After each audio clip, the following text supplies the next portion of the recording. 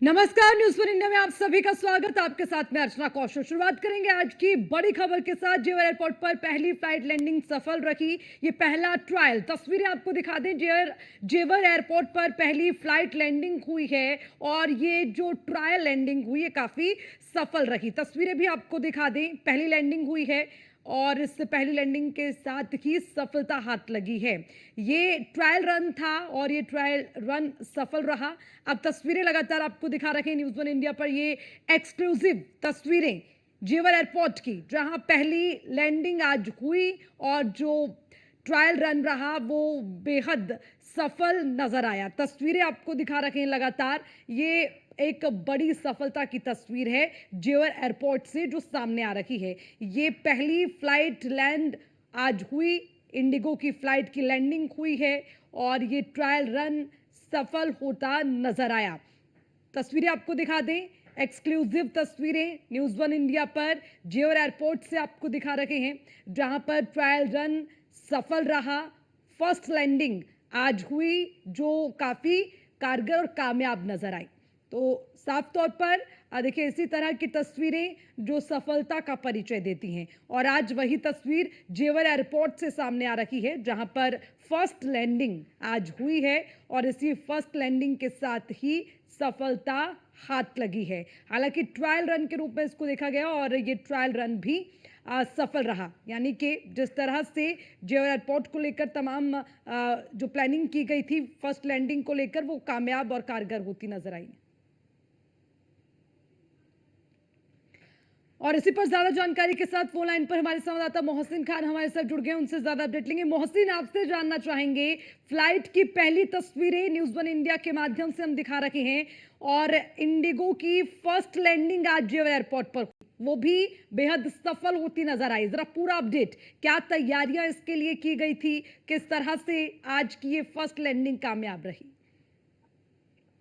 देखिए अर्चना, मैं आपको बता दूं, निश्चित तौर से ये उत्तर प्रदेश के लिए एक बहुत बड़ी खबर है और बड़ी उपलब्धि है कि आज जो है जेवर इंटरनेशनल एयरपोर्ट पर जो पहली लैंडिंग हुई है, पूरी सकुशल तरीके से वो लैंडिंग हुई है। इंडिगो की पहली फ्लाइट यहाँ पर उतरी और इसको लेकर पहले से ही तैयारियां की गई थी और उन तैयारियों को अंतिम रूप दे दिया गया था। हालांकि जो डीजीसीए है, यानी कि director general of civil aviation है, उनको पहले भी इसकी लैंडिंग के लिए कहा गया था, लेकिन तब ये तारीख थी वो 30 नवंबर थी, लेकिन उसको बढ़ाकर आगे कर दिया गया था और आज का दिन इसमें निश्चित किया गया था और सकुशल तरीके से पूरी लैंडिंग हुई है। अब इसके बाद में जो है, जो इस तरह का जो ट्रायल है वो लगातार अभी चलता रहेगा और उसके बाद में जो है 17 अप्रैल 2025 से जो है यहाँ से कमर्शियल फ्लाइट जो है यहाँ से टेक ऑफ होना शुरू हो जाएंगी। 17 अप्रैल की वो तारीख निश्चित कर दी गई है जब जेवर इंटरनेशनल एयरपोर्ट से जो कमर्शियल फ्लाइट है उन सबको यहाँ से उड़ान भरने की जो पूरी तैयारी है वो पूरी हो जाएगी और उसके बाद में यहाँ से जो कमर्शियल फ्लाइट है वो यहाँ से उड़ान भरेंगी।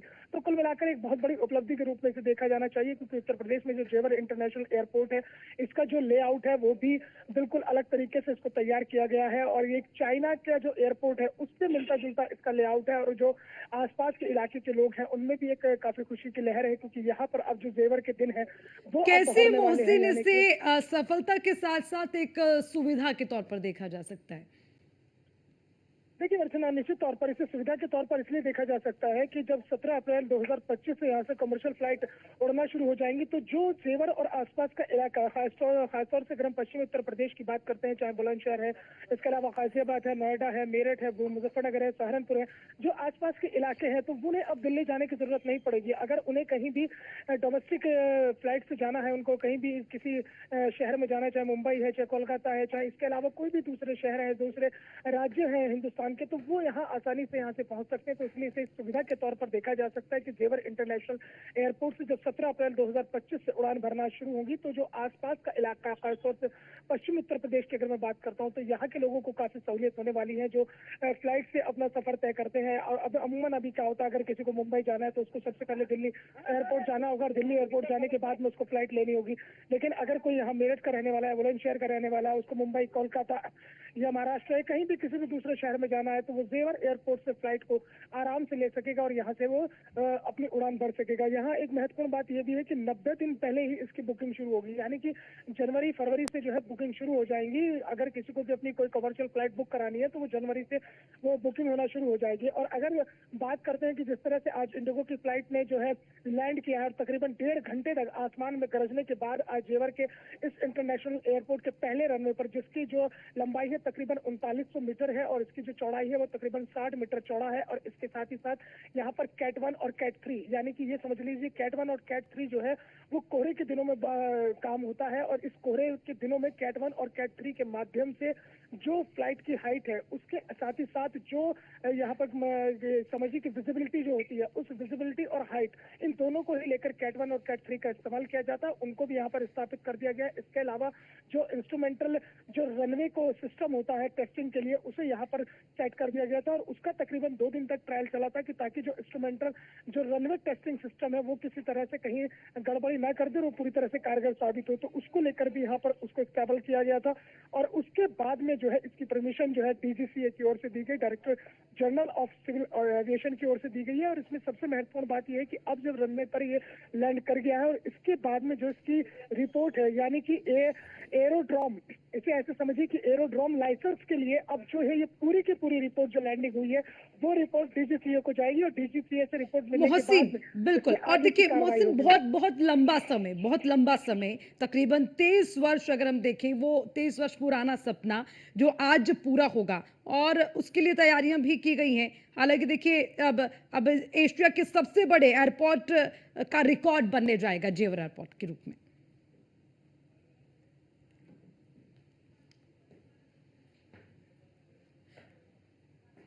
मोहसिन, अब देखिए, अब 23 साल पुराना जो सपना लोगों ने देखा या फिर 23 वर्षों का जो इंतजार रहा वो आज खत्म होता नजर आया। और ये माने कि अब जो जेवर एयरपोर्ट है वो एक अपने आप में नया रिकॉर्ड कायम करने जा रहा है, क्योंकि बहुत ऐतिहासिक पल होगा आज सभी लोगों के लिए।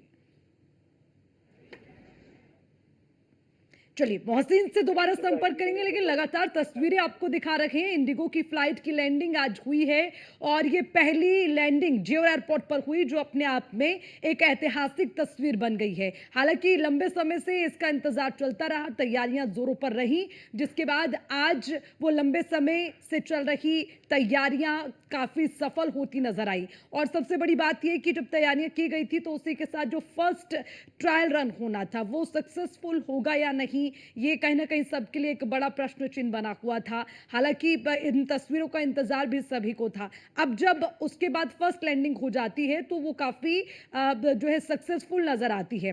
फ्लाइट की पहली तस्वीर जो न्यूज़ वन इंडिया के कैमरे के माध्यम से लगातार हम अपने दर्शकों तक पहुंचा रखे हैं, ये बेहद ही खास और ऐतिहासिक पल होगा सभी के लिए।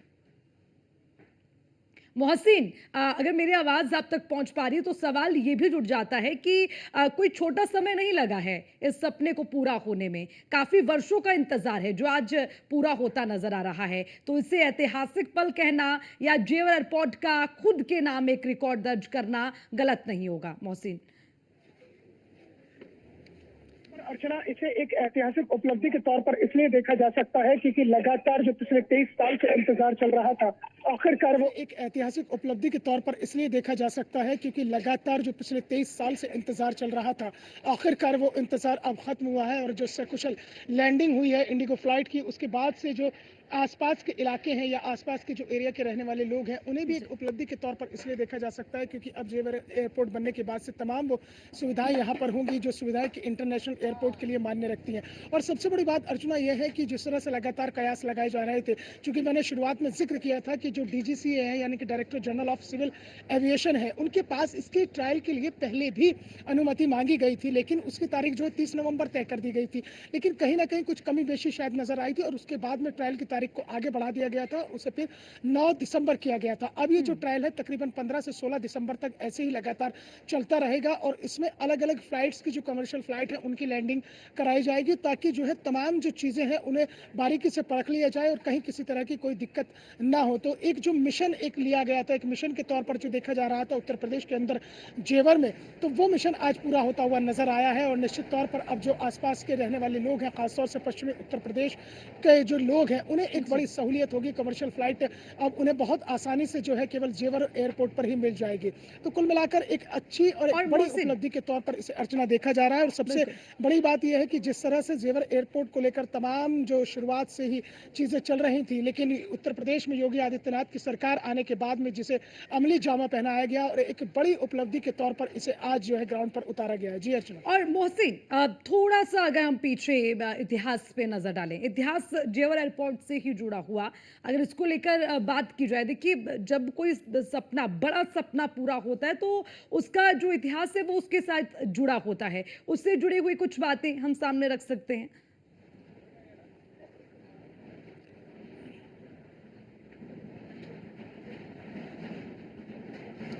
हाँ, देखिए बिल्कुल निश्चित तौर पर जब भी कोई कहीं कोई बड़ा काम होता है और जिस तरह से जेवर इंटरनेशनल एयरपोर्ट की अगर बात करते हैं तो इतिहास के जो पन्ने हैं उन्हें पलटा जाना बेहद ज़रूरी है। दरअसल जो एयरपोर्ट की मांग है वो तो पिछले काफ़ी लंबे समय से उठ रही थी उत्तर प्रदेश के अंदर। सबसे बड़ी मांग जो थी वो मेरठ से उठ रही थी, क्योंकि मेरठ जो है पश्चिम उत्तर प्रदेश के केंद्र बिंदु में है।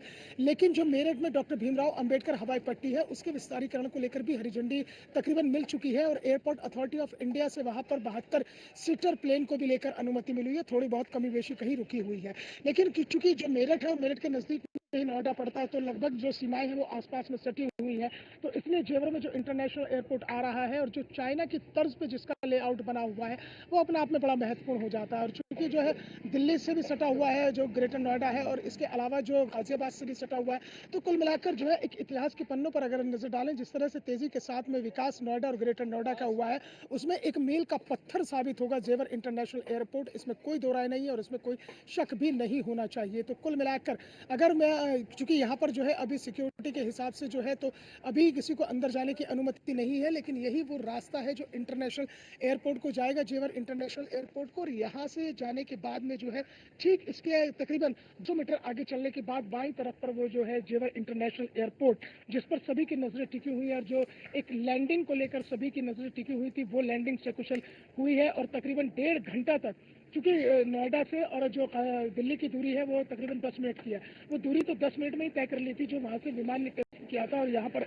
लैंडिंग होना था। लेकिन उसमें जो है तकरीबन 1.5 घंटे तक वो आसमान के अंदर इसलिए उसने गरजा है, इसलिए उसने राउंड लिया है ताकि जो रडार है, रडार सिस्टम, इसके अलावा जो भी टेक्निकल इश्यूज होते हैं, जो टेक्निकल चीज़ें होती हैं किसी भी फ्लाइट को टेक ऑफ करने के बाद में, उन सभी चीज़ों को परखा जा सके। और उसमें सबसे बड़ा महत्वपूर्ण जो होता है वो रडार सिस्टम होता है कि रडार सिस्टम में कहीं किसी तरह का कोई इश्यू तो नहीं है।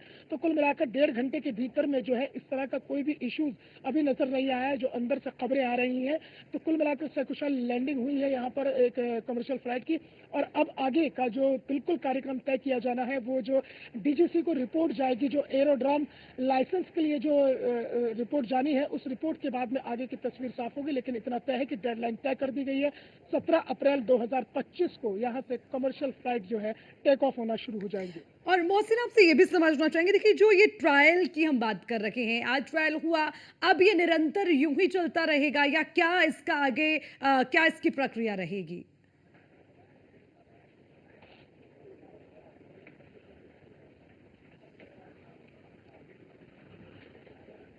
देखिए अर्चना, मैं आपको बता दूं कि जिस तरह से यहाँ पर कैट 1 और कैट 3 को स्थापित किया गया है, क्योंकि अब जी, आने वाला जो जी। वक्त है उसमें जाहिर तौर पर अब कोहरा पड़ना शुरू हो जाएगा और कोहरे पड़ने के बाद में जो होता है फ्लाइट को टेक ऑफ करने में काफ़ी दिक्कतों का सामना करना पड़ता है। ऐसे में जो ऊंचाई होती है, ऊंचाई की बात कर लें या फिर विजिबिलिटी की बात कर लें, तो उसको लेकर कैट 1 और कैट 3 को स्थापित किया जाता है ताकि जो फ्लाइट की हाइट है और इसके अलावा जो विजिबिलिटी है उसे पूरी तरह से सामान्य किया जा सके और उसे आसानी के तौर पर देखा जा सके। चूंकि आज ये पहला ट्रायल था और पहला ट्रायल जो है वो बिल्कुल आसानी के साथ और एक बड़ी उपलब्धि को हासिल करते हुए खुद में समेटते हुए आज पूरा हो गया है। तो अभी ये ट्रायल और चलने वाला है। अभी तकरीबन 10 से 15 दिन तक ये ट्रायल और चलेगा और फ्लाइट को जो है दिल्ली से ही टेक ऑफ किया जाएगा और यहाँ पर लैंड किया जाएगा।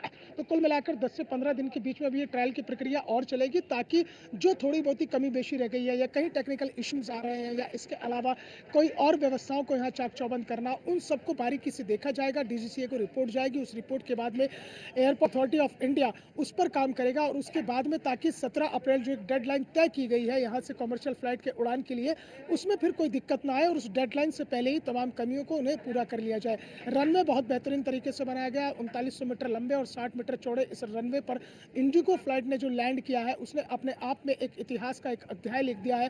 खासतौर से इस जेवर इंटरनेशनल एयरपोर्ट के जरिए जो पश्चिमी उत्तर प्रदेश के विकास में एक मील का पत्थर साबित होगा और उत्तर प्रदेश को एक नई दिशा और दशा देने का काम करेगा। तो कुल मिलाकर विकास की ऊंचाइयों को छूते हुए इस विमान की ऊंचाइयों की जो लैंडिंग हुई है आकर धरातल पर, उसने दो चीजें बता दी है कि जब आप ऊंचाइयों की तरफ कदम रखते हैं तो फिर आप संवेदनाओं के पैर भी ठीक जमीन पर है। रखते हैं। मोहसिन, तो कुल मैं मिलाकर बिल्कुल जिन धीरे धीरे सभी इस पर और भी जानकारी आपसे लूंगी कि आखिर कब से जो फ्लाइट है यहाँ से उसकी उड़ान संभव है शुरू होगी, और उसी के साथ कौन कौन सी फ्लाइट्स हैं, कहाँ के लिए उड़ान भरेंगी, वो भी आपसे जानकारी। लेकिन उससे पहले एक चीज मुझे याद आती है, वो मैं जरूर आपके साथ साझा करूंगी और उस पर जानकारी भी आपसे लेना चाहूंगी। मोहसिन, 2001 में इसका सपना देखा गया और उसके बाद वो भी दौर आया जब ये लगा कि यहाँ पर हवाई अड्डे नहीं बन सकता, वो संभावनाएं बनती नजर नहीं आ रही थी। फिर समाजवादी पार्टी का शासनकाल रहा तो इसे यहाँ से शिफ्ट भी कर दिया गया था गौतम बुद्ध नगर से आगरा के लिए। लेकिन फिर दोबारा प्रधानमंत्री नरेंद्र मोदी ने इसका जो है इसका शिलान्यास किया, इसका निर्माण किया गया, तब जाकर आज ये सपना साकार हुआ है। तो ये तमाम चुनौतियां रही जो उपलब्धियों में आज बदली। तो ये माने कि बड़ी कामयाबी इसके पीछे कैसे देखी, किसकी है?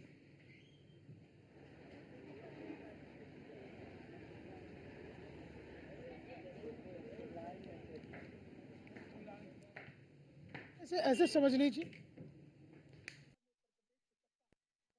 ही अवसर ढूंढती है, क्योंकि जिस वक्त ये सपना देखा गया था कि गौतम बुद्ध नगर में एक इंटरनेशनल एयरपोर्ट होगा, उसके बाद में उत्तर प्रदेश की सत्ता बदलती चली गई और निज़ाम बदलते चले गए। कभी बहुजन समाज पार्टी की सरकार रही तो कभी समाजवादी पार्टी की सरकार रही।